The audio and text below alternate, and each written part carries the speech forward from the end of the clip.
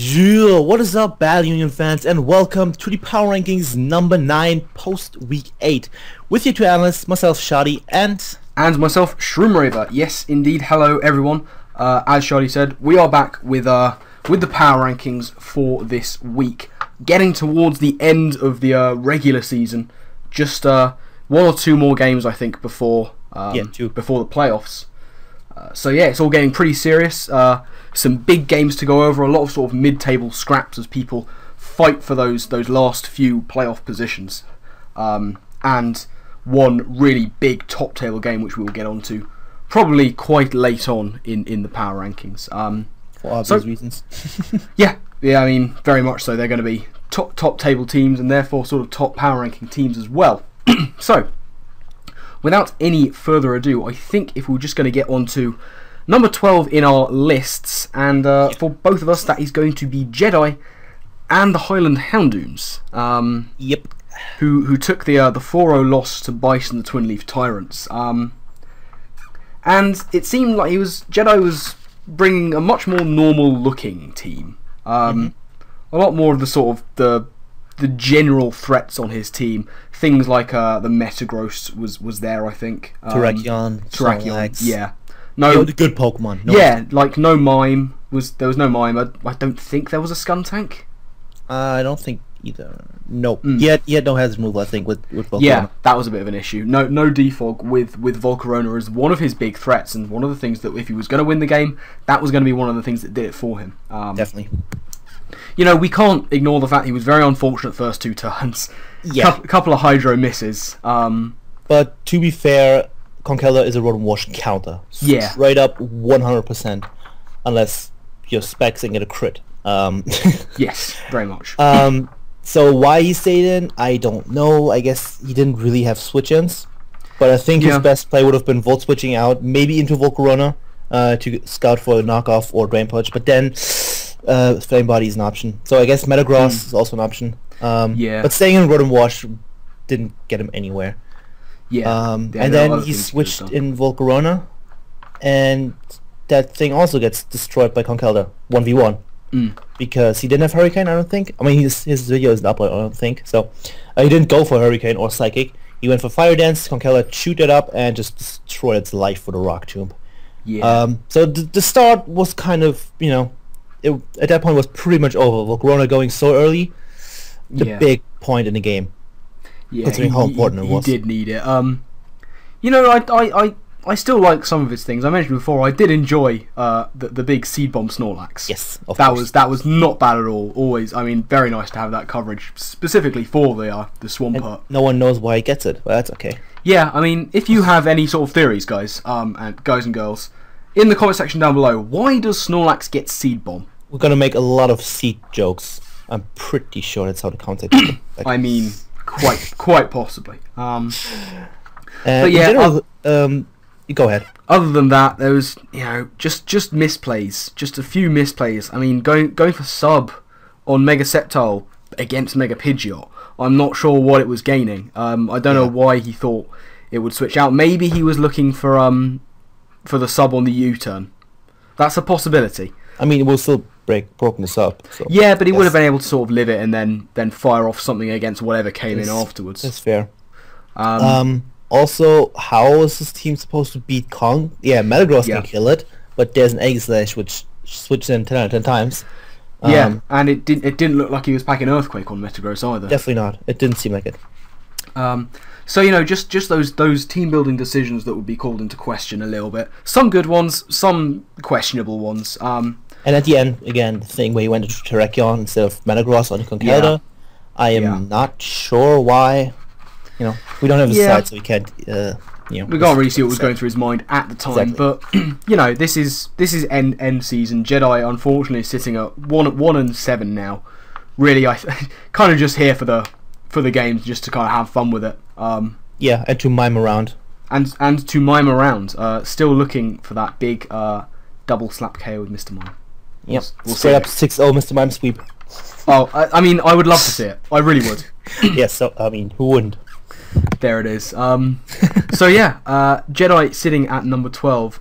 So we're going to move up to number 11, and on both our lists again, we should say, our lists are very similar once again, only a couple of differences at this point in the season. But number 11 for us is going to be Sizz and the Somerset Scissors. Can I say my standard phrase? Go for it. God, Sizz, stop clicking fake out when you don't have to. Please. Yeah, I saw that coming. It makes me sad. Sizz picked up the close 1-0 loss to the Bristol City Fletchlings. Yeah. There wasn't all that much actually wrong with his team. It was a very good build. Very good build. Scarf Zapdos, good man, love it. Love a bit of Scarf Zapdos. Once again, taking your idea to take on something. Kind of, yeah. And he played it well. We've seen previously where he kind of has played Zapdos very questionably, but here he not only played it non-questionably, he played it well. We saw two situations where he was in with Zapdos against the Talonflame. First time he goes for Volt Switch, as it doesn't switch out into the Chansey, and he sees that it lives it. Second time, it would be very easy to just say, right, okay, let's nuke it with Thunderbolt, because he's going to stay in. Went into the Chansey, still clicked Volt Switch. Very well played. He wasn't tempted. Definitely. But I think the only problem he had is that he let his walls get weakened way too early. And at that point, he pretty much lost already. I mean, he was in a really, really bad spot. Getting stuff like Registeel and whatnot weakened. So did he even have? Yeah, he had Registeel. Yeah. I'm pretty sure. Getting weakened so early is massive. So that was Vaporeon as well. It couldn't take on Crawdon anymore. Yeah, I mean the idea was very nice. He had the itemless Vaporeon to be taking the knockoffs from Crawdon, which was a nice idea. It was just a shame that at the point when he had to make that matchup, Vaporeon had already taken too much damage and it wasn't able to take the knockoff. Obviously, Crawdon's knockoff is a thing of power. It's disgustingly powerful. It is. It really is. It was actually a well played game. It was a very nice team build. Solid picks for him. Just a shame that he let, as I say, those walls get weakened. And despite playing around Talonflame and indeed Yanmega pretty well, it was just unfortunate that he didn't quite have enough bulk left at the end to take the hits. Yeah, pretty much. So, moving on from Sizz, we are going to go up to number 10, at which point we have Josh Squirtacular and the Kentucky Kecleons. Now, the Kentucky Kecleons managed to take a 3-0 victory over the high-flying Blastburn Rovers. And as we've said on many occasions before, not always are you going to move up if the team gets a win. In this instance, again, it's just the unfortunate positioning from previous weeks, depending on where other people have come in the list. So Josh and the Kecleons going to be sticking where they are for now at 10. Can I start? Is that okay? Yeah, go for it. Okay, good. Thank you. He won. He played a decent game, but he made a lot of questionable plays that led to that threw Kyle off pretty much and guaranteed Josh to win. For example, staying in with Cobalion onto Typhlosion. I don't think it was necessarily a misplay. His switch-ins were very limited because it's a Typhlosion. Yeah. That's just how it goes. So I think he got a high roll, maybe? I'm not sure. But he said, and I think it was not a bad play at all. It just was Kyle over-predicting at that point. So it was a good play, but then later on he swords danced on the Bronzong with Cobalion. Yeah, Cobalion. Not Cobalion. Other guy. NASCAR box. Scolipede. Scolipede. Haha! You forgot its name this time. Scobalion. Yeah. Scobalion. Confused. There it is. Someone draw Poke Fusion, please. Thank you. Scobalion or Scolipede. But I don't understand that play, honestly. Yeah. Like, there's either Stab, Psychic Move, or a Gyro Ball, which both are gonna hurt like a fucking bitch. So why he SD'd there, I am not sure. But other than that, he played a really solid game. It's just that he played a bit too recklessly for my liking. Yeah. I mean, the sacking of Cobalion to Typhlosion, I mean, yeah, I would agree that wasn't in itself a misplay. He didn't have switch-ins for a normal Typhlosion. And the problem is, Kyle's very sort of strange, enigmatic set, that was kind of his undoing. Because if he'd have just bought a regular Typhlosion, that would have been a sack job. Cobalion would have gone down, Typhlosion would have been in, and it would have been fine. As it was Kyle's really interesting set that was kind of his undoing there. But I say we'll get on to Kyle sort of a little bit later on. As far as Josh goes, he didn't have a whole lot for like Thundy. He left a bunch of Mons in to die on a few occasions, which when I was looking at it first, I thought this is a mistake. This is bad, but he saved Scolipede well for the endgame. He knew that it was going to be huge for him in the endgame. And, he took those risks of leaving things in, but they paid off. As it turns out, Scolipede was just the mon he needed. Yeah, Scolipede showing that you should run Sword Stance and not Baton Pass. Yes, very much so. Offensive Scolipede is the one. It's the only Scolipede. So with that, moving on to number 9 in our lists, and we have Richie 15,000 and Livewurmple FC involved in a really, really good game against the Slovenian Arcanines. Very entertaining. Really good stuff. I mean, really quick fire, threats on either side, sack jobs all over the place. Took the 2-0 loss to Xenon. And this game essentially boiled down to Keldeo versus Entei. Yeah, it was this game of sacrifices. Yeah, essentially what would happen was one of them would bring in one of those Mons, the other one would look for a sack and bring in something else. It was more sort of that Richie had Jolteon as well. Because Richie would take out something with Entei, Xenon would bring in Keldeo, Richie would sack something to Keldeo and bring in the Jolteon and go for the Volt Switch as he switched out. And sort of into a Moomus, for example. Yeah. Entei comes back in and destroys something. Yeah. It was very much that kind of game. And the only reason Richie really lost was because he got outplayed. Yes. He didn't necessarily make misplays, but he didn't try to get into Xenon's head, I don't think. Other than that one play with Signal Beam onto the Crook. Yes. That was a beautiful play. But in the late game, I mean.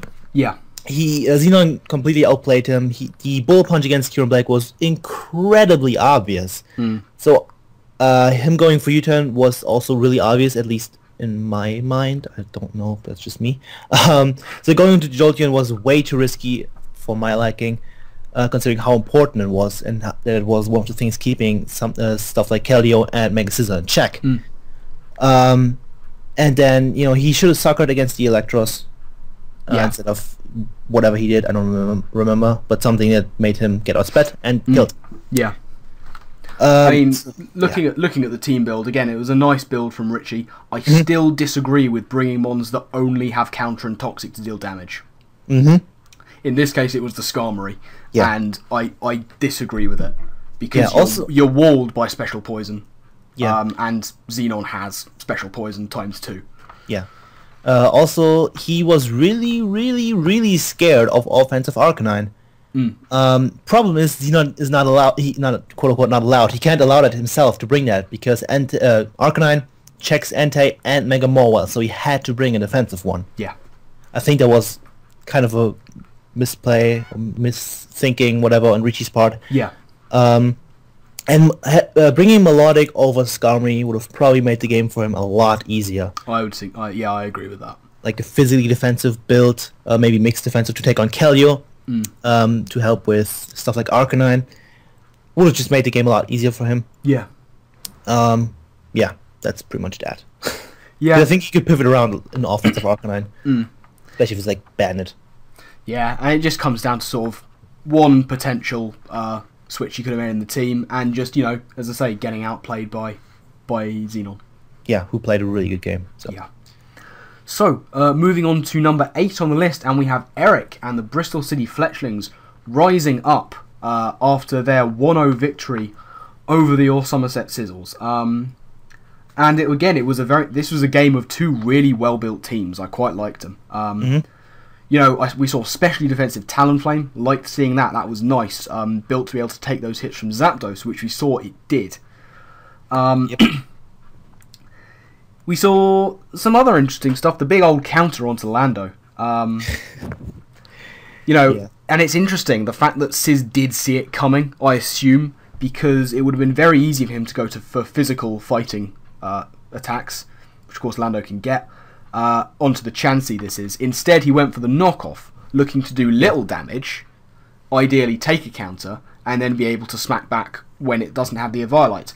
Unfortunately, Chansey is gross and has so much HP that a knockoff that did maybe 20% resulted in a counter 30. that O-code. Yeah. I knew his team before. He sent it to me. And he did have superpower, but he knew it wouldn't kill. Yeah. That's why he went for the knockoff, I think. Just, get the chip damage off, take whatever, Seismic Toss, Ice Beam potentially even, which is a 2 kill. I did the calc because I was curious. And then finish off with a superpower.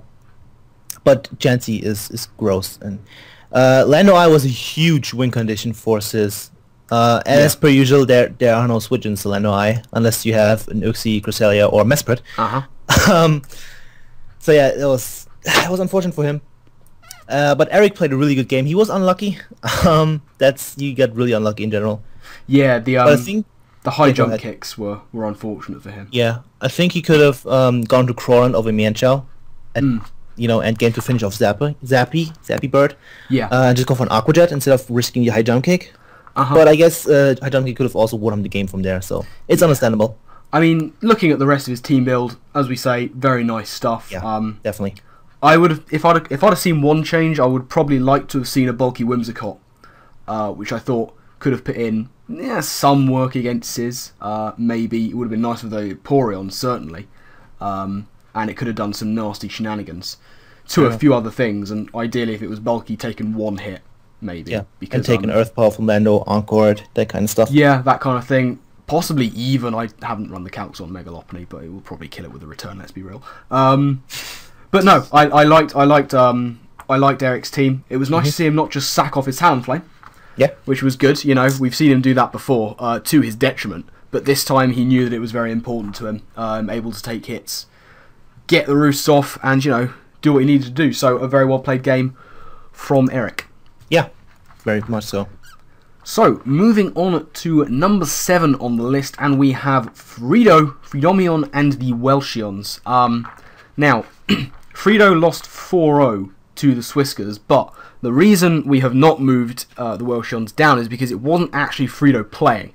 Was the Scrub Jack? Yeah, Fredo, there was a bit of sort of scheduling issues going on for Fredo and Enzo. Unfortunately, Fredo was unable to play at the time when the game needed to happen. So Jack, who has been very good at sort of stepping in for coaches, sort of the professional substitute, if you will, he took over, and then yeah, then Victini happened.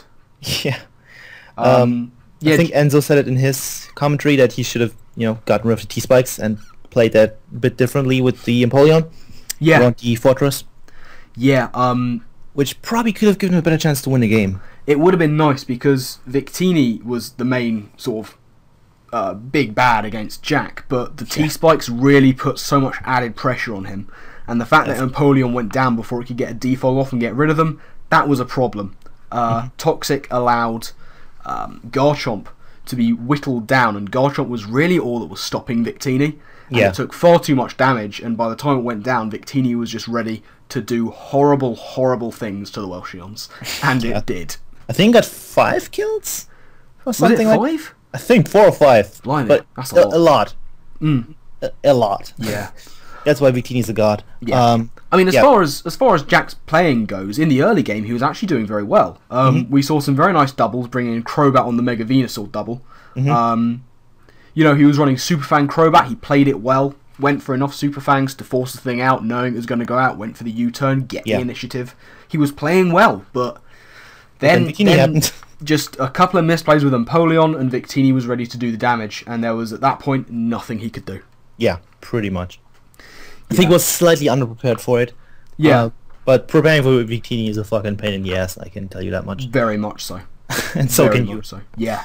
Probably. So yeah. Yeah. That's not much to say about Fredo because he didn't play. Yeah, they remain at 7. Tell him to get good. It's unfortunate. Yeah. We'll have to save that for another day.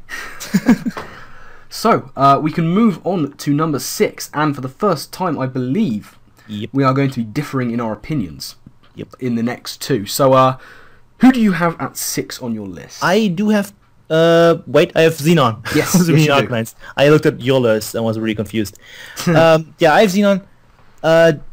He played a really, really good game. He outplayed Richie in the end game. He brought modest Specs KLDO, which was a really nice decision on his part, because it put in all the work against Richie, as we saw, as we talked about before.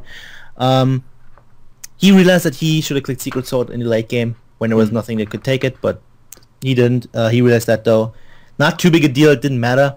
But then he just kind of had Megasis doing Megasis things at the end. Yeah. And just cleaning up with Bull Punch.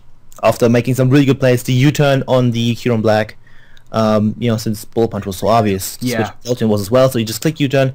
That shows the experience that he has. That's play an experienced player would make.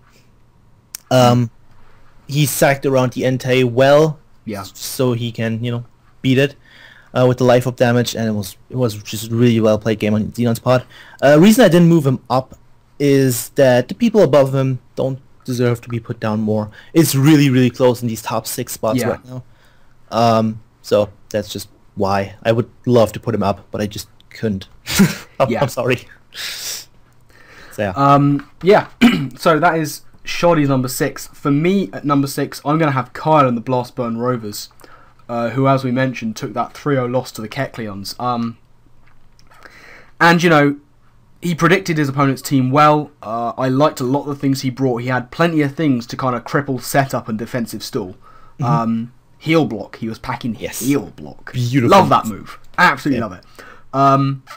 But yeah, some of the set building was a bit of his downfall. As we said, we mentioned that Typhlosion set. For those of you who don't know, he was running Sub Pataya Berry with Flame Charge and 2 special attacks. Fire Blast and HP Ground. Those are them, indeed. And that was just such a cool set. But it was his undoing, as we mentioned. If he'd have had a regulation, your Common or Garden Typhlosion, scarfed with Eruption or what have you, he would have just taken out the Cobalion. And that's kind of what Josh, I guess, was expecting. But of course, it wasn't what Kyle brought. Yeah. So that one excellent decision and an excellent build of Typhlosion was actually what came back to kind of bite him in the arse a little bit, because Typhlosion was unable to really do anything. So he was unlucky not to be able to use it. I guess we should mention no happiness on Pinsir. Yeah, that was frustrating. Yeah. Schady. You can't see me, but I've got my head in my hands. That was bad. I agree. I mean, back onto Kyle. That was a problem. We've seen it happen before. It's an easy mistake to make, not bringing a happiness on a mon that has return. It's just one of those unfortunate things that sometimes happens. Just trading mons. From Jenna. It's just stupid mechanics. Got them in Pokemon. And into the end game, he misplayed against the Scolipede, but he knows that. He mentioned it in his battle. He knows he misplayed against the Scolipede. He should have just all out attacked it. Yeah. With, I think it was Bronzong and Gyro Ball was the thing. Exactly. He just made unnecessary overpredictions. Yeah. Which, these things have served him very well in previous games. Unfortunately, just didn't quite work out this time. Yeah. He left my number 5, so I guess we can just continue with that. Number 5 for me, like I said, just Kyle, Blastburn Rovers. He made tiny misplays that cost him. He didn't play a bad game, in my opinion. He continues to say how bad he played, but he didn't. He just didn't play optimally. Just a few misplays completely cost him the game. And then, of course, the Pinsir thing, which is incredibly unfortunate. And I think he's gotten a bit too comfortable with his I can talk. Nice in words. With his performances as of recently, because he has been playing amazingly. Yeah. And maybe he just got a bit, I don't know, too comfortable. Yeah. And decided to make predictions that he didn't have to do. Safe play is often the better play, unless you have to get back into the game. Which at that point he kind of didn't have to get back. He kind of had to save his ass when he clicked heal block. Yeah. Instead of Gyro Ball against the Scolipede. So yeah, that's pretty much all I have to say about Kyle. Yeah. But his team build was pretty fucking cool again. It was. Because he's good at that. And that's his first loss of the season, but he's still very much in contention for one of those playoff positions. Yeah, definitely. So that is going to be Charlie's number 5. Kyle, at my number 5, I've got Xenon and the Slovenian Arcanines, who we mentioned earlier on with that win over the Live Wurmple FC. Good team, very nice team, strong defensive synergy. I kind of was a bit unsure about the fact that he predicted Skarm, but didn't have any hazard removal. And knowing that your opponent has Entei, you're going to be switching around a fair bit. Yeah. That's just what Entei does. It puts that kind of pressure on you. So I wasn't sure about no hazard removal. As it was, it didn't really matter in the end. Especially since Arcanine was his answer to it. Yeah. But unfortunately got critted. Yeah. And I was looking at a few of the decisions he made, and originally this is kind of the things I've been having before with Xenon. I've been looking at some of the decisions he's making, going, really? Is that your decision? But then it works out very well, and I'm like, okay, fair enough. Hats off. In this case, it was sort of the dual stab, Hydro and Scald, Secret Swords, one of the swords, and Secret Focus Swords. Blast. Yeah, Secret Sword is the one. Yeah, and I guess, fair enough. I mean, all Keldeo really needs is those dual stabs. So I guess what he was having was the reliable ones and the powerful ones in case he needed them.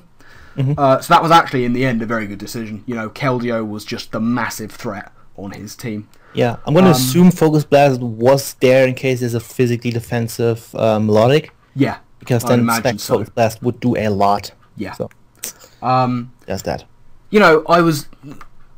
I suppose this is just a hindsight decision. It would have been nice to see double Powder Amoongus. That would have worked out for him in this game. But as it happens, again, it was one of those things that he didn't need. And he was absolutely fine with what he'd got. As I say, it was a very nice build with very strong defensive synergy. There was that unlucky crit on the Arcanine. That was unfortunate for him, because that lost him, as we say, that lost him his answer to Entei. And that was what kind of allowed the game to degenerate into Entei versus Keldeo with support from Jolteon. But as we mentioned, that huge play with the U-turn as the Jolteon came in on the Sizzle, that was a game changer for him. That really allowed him to get a lot of momentum and sort of reverse the cycle of what had been happening, and it really allowed him to get on top, and consequently win the game. And it's the sign of a very good player who can life orb stall Entei. Yeah. Because Entei is power, we know this. And yeah. For Xenon to be able to life orb stall it down, that was excellently well played. Sacked off the right mons until the point where he knew a bullet punch would kill. Yep. And that's exactly what he did, and he played it beautifully. That's why we're on Calcs. Yep, absolutely. And as we say, Xenon has been rising up the rankings very quickly, as we knew he would. And he's another one of those players very much in contention for playoff position. Yeah, very much so. So moving on to number 4, and this is where the lists are going to align once again. I think we are aligned for the rest of the 4 picks. And at number 4, it is going to be Enzo and the Swiskers taking that 4-0 victory over the Welchions and interim manager Jack for that one game. Another great build. People are getting really good at this right now. The builds are looking very strong indeed. I enjoyed Sirius Curum. This is one of those leagues. I don't think in many other leagues have I seen neutral natures be used so prevalently. Yeah. But he's done it here with the Curum, and it was a very nice idea. Not that I think Curum. Did Curum even hit the field? I don't think it did. I don't think it did. Well, it was a nice decision all the same. Yeah. He was able to put enormous pressure on the Welchions with the combination of Toxic Spikes and Victini, as we said. As soon as Garchomp went down, Victini was going to be an issue. I mean, definitely. Jack really had nothing for it. Yeah, it was a really nice build on Enzo's part. Yeah, and whilst Enzo was kind of getting outplayed in the early game with those very nice doubles on Jack's part, he rallied very well and was able to get the pressure up on Garchomp with the T-Spikes, albeit for a misplay probably from Jack, allowing that to happen. But he was able to utilise that very well to his advantage, put the pressure on, get the chip damage on the Garchomp, get it out of the way, and then Victini was ready to just steamroll. And that's exactly what happened. There really isn't all that much more to say. Yeah, exactly. He just played a good game. He just Victini'd. He Victini'd all over Jack. Pause? I mean, I guess. I guess. There's something in there somewhere, I'm sure. Pause. There we go. That's more like it. Alright, so with that, really all there is to say about Enzo's performance. We're going to move on to number 3, and at number 3 we have Gabriel, the Bearded Wonder, and the LA Galaxy taking the 2-0 loss to Anima and the Golden State Dragons. This was one of those. This was the big top table clash. Yeah. Anima versus Gabe. And yeah, Gabe unfortunately coming out with the loss. Again, some decisions that I really enjoyed. Pursuit of Scavalier, very nice for the Lati. Yep. Shout out to Miguel. Yeah, very much shout out to Miguel on that. It was just unfortunate. He may have got a min roll on that because I think the Lati lived with 4 HP or something. Yeah, 4 HP. On the Pursuit. So that was unfortunate. Other really nice decisions. The dual screens Uxie was just a thorn in Anima's side for a lot of the game. Yeah, especially considering how offensive her team was. Yeah. She didn't really have things that can just sit there, take hits, and stall the screens out. Yeah. Protect on Greninja helped her though, so... That is true, that is true. If it wasn't for that, maybe the game would have gone differently. Who knows? Yeah, Uxie was a very nice one. He wasn't packing Defog, which I thought he might want to, but he had the hazards on Chesnaught, so I imagine that's not what he wanted to do. Nice to see Chesnaught actually get some screen time. Yeah. Which it hasn't really done at all so far. So I liked seeing that. Chesnaught was able to do some things and some stuff. Like getting knocked off. At the expense, though, of one of Gabriel's MVPs, which was Ambipom. There was a lack of Ambipom, which we were surprised at. Anima was surprised at. I guess he was just going with a more bulky team, needing it for Anima's power. Yeah, I can understand because there's a Hippowdon and it doesn't care about Ambipom at all. Yeah, that's true. Unless Ambipom gets Grass Knot, I am not sure about that, but. I would have to look that up. I mean, so many weird things get Grass Knot, I wouldn't be surprised. Yeah. But yeah, I guess it's a fair reason not to bring Ambipom. Yeah. But in general, it would have been pretty nice considering how fast it is, with Fake Out being always there. And yeah, but... Yeah, it could have maybe sort of got the jump on Medicham. If it was brought in against it, able to go for a fake out sort of return combo. With the right investment, Medicham is not the bulkiest thing around. Yeah, not at all. But, he was facing off against a very, very tough opponent. He's still looking really good on the table. I was a bit sort of umming and ahhing over the Aquajet onto Heliolisk, but I guess it was kind of his only play, maybe? Yeah, just a, last-ditch effort. Yeah. To get something done, maybe if she misgent. Yeah, that's always something that can happen. And yeah, that could have been something that got him some kind of momentum, but unfortunately, it was Dry Skin Helio, as one would expect. Yeah. A tough loss for him to take, but he's still sitting really, really good, solidly on the table, and yeah, very much in contention. Definitely. Right, so with that, we're going to move on to number 2 on the list, and it is going to be Bice and the Twin Leaf Tyrants. Taking the 4-0 victory over Houndooms, now sitting at 6-2. Yeah, really nice position for Bice to be in. Staying up there on the power rankings and elite table. Once again, just a really solid performance on his part.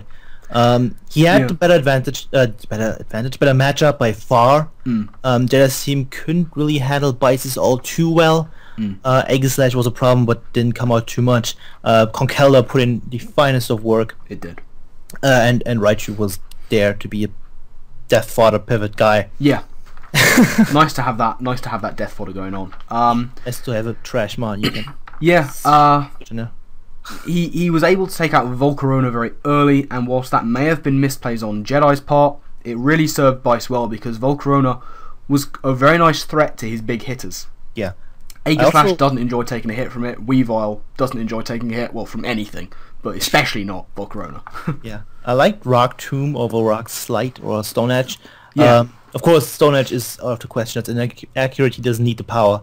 But Rock Tomb gives him the speed drop, which can come in clutch against certain things, especially considering, Volcarona switches out expecting a rock move and then something else gets its speed lowered. Yeah. So it's always helpful. I really like that.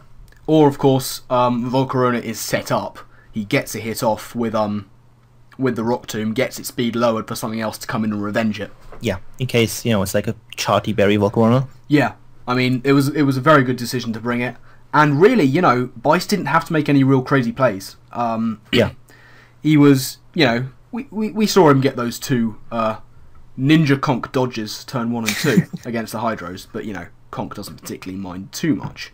Yeah. Yeah, he didn't really have to do anything spectacular. He was able to just play a very normal game, take out the threats he needed to, focus on that, and then, you know, it was kind of plain sailing for him a little bit. Yeah, that's pretty much that. Yeah. And, you know, with that, we can move on, I think, with nothing else to say on that game. We can move on to number 1 on our list. You can see it on the screen. You know who it is, of course. Anima and the Golden State Dragons. Yep. Taking the 2-0 victory. By now. Yeah, pretty much. I mean, taking the 2-0 victory over Gabe, who is, of course, a fantastic battler in his own right. That was a fantastic game. Very much so. And Anima now just sitting with that 1 loss out of 8 games. She is so well placed. And her sets were nice, you know, very nice EVing. It was interesting. Special defense investment on the buy shot with the Okaberry. Calced to take an overheat from an offensive, what's-its-face? The oven. Heat? That's the one. Rotom Heat. Yeah. And as Charlie just said, all kinds of berries. Roselli Berry on Latios. Very nice. Very nice indeed. Combination of that plus Tailwind. And Earthquake. A very strange but very sort of nice Latios set. Yeah, with intriguing. No Psychic Stab? I don't think so. No Psychic Stab, that was one. Draco, T-Bolt, Earthquake, Tailwind. I would like to have seen some speedy beats on Latios, though. Just so it's be, you know, some things like, I think Timid Heatran, for example, is an option. Yeah. So that could have been something. Yeah. Because Heatran gets, like, Dark Bolt and Dragon Pulse and Crunch and whatnot. Yeah. So that could have been an option. I don't know if it outspeeds anyway. I don't think it does. I mean, speaking of speed, just so many good things about her Hippo. Yes. Her Hippowdon was EV'd in both defences in order to take, I think, a +2 return, or maybe it was 2 returns neutrally. +2. A +2 return. Or a Hyper Voice, depending on investment, from the Mega Altaria. Speaking of which, she managed to get the prediction on the Switch, go for the Stone Edge on the Altaria Switch. And also, I believe the Hippowdon was EV'd to Speed Creep a Speed Creeping Azumarill. Yeah, something along those lines. Which was really nice. I mean, I really love the speed creeping that Anna was doing at the moment. It didn't start out like that for her, but she's really, really upped her EV game. Yeah, definitely. Very quickly, as I should say. And now she's kind of got it down to a fine art. Yeah, her team build was really, really risky, going so offensively against Gabe's team, which of course is a really fat team, but it has offensive threats. But her planning was still on point. Yeah. Protect on Greninja was really nice because that means M-Palm cannot revenge kill it with Fake Out. Yep. Which means, you know, protect on your Fake Out and just bop it with whatever because it's an M-Palm, it's gonna die. Yeah. Also the ability to turn it into a normal type. I don't know if that would be helpful, but it's there potentially just in case. Yeah, and you know it was able to serve the dual purpose of stalling out those screens. Yeah. As we mentioned, Uxie was a big thorn in her side, but once she was able to get rid of it, it was always going to be an uphill battle for Gabe, and Animal was able to take advantage of that. And you know, Medicham is God, I think, is what we can kind of surmise from this. Power-wise, yeah, probably. Yeah. But yeah, once again, a very nicely played game, a very well built team. She's sitting at 7-1 and just looking in such good form. Yeah, we have seen her bring both kind of plays. That's the hyper offense kind of attempt, which worked out brilliantly. Yeah. As well as the kind of stally-ish thing against Xenon, for example, where she brought 3 things with Toxic and 3 really fat Mons. Yeah. So she's bringing all the spectrum. She had, of course, brought balance before. So she's just doing all kinds of things, and it's really impressive. Yeah, absolutely. A master of the craft of building varied teams, it would seem. And using them correctly. Indeed, absolutely. So, though that is our number 1 on our list, and indeed that is going to conclude our power ranking lists for this week. Remember, as always, we say this every single time, these are entirely our opinions, these are just what we think. Of course, it is your God-given birthright to disagree with us entirely. If you think that we should have had the entire list reversed, let us know. Let us know down in the comment section below what you think of our lists. Let us know what your list would have been, and tell us why. You know, there are so many ways of reading these games and seeing where people were playing well and where they weren't playing as well as they could. We're always fascinated to know what you guys think. So, you know, absolutely, let us know down in the comments section where you would have put the coaches on your list of the power rankings this week. But yeah, that's pretty much going to wrap things up from us. Look out for the Week 9 games. Coming up for the rest of this week and over the course of the weekend. They will be uploaded as our coaches have their games. The next you will hear from us is going to be on Tuesday, hopefully. We were a little bit late this week due to unforeseen circumstances, unfortunately. Blame Shroom. Yeah, this was actually my fault this time, which is a nice change. It wasn't Shardy's fault, which it usually is. She's so good about myself. Well, nice to break those habits, isn't it? But yeah, hopefully the next you'll hear from us will be on Tuesday, when we'll be back with that week's Union news.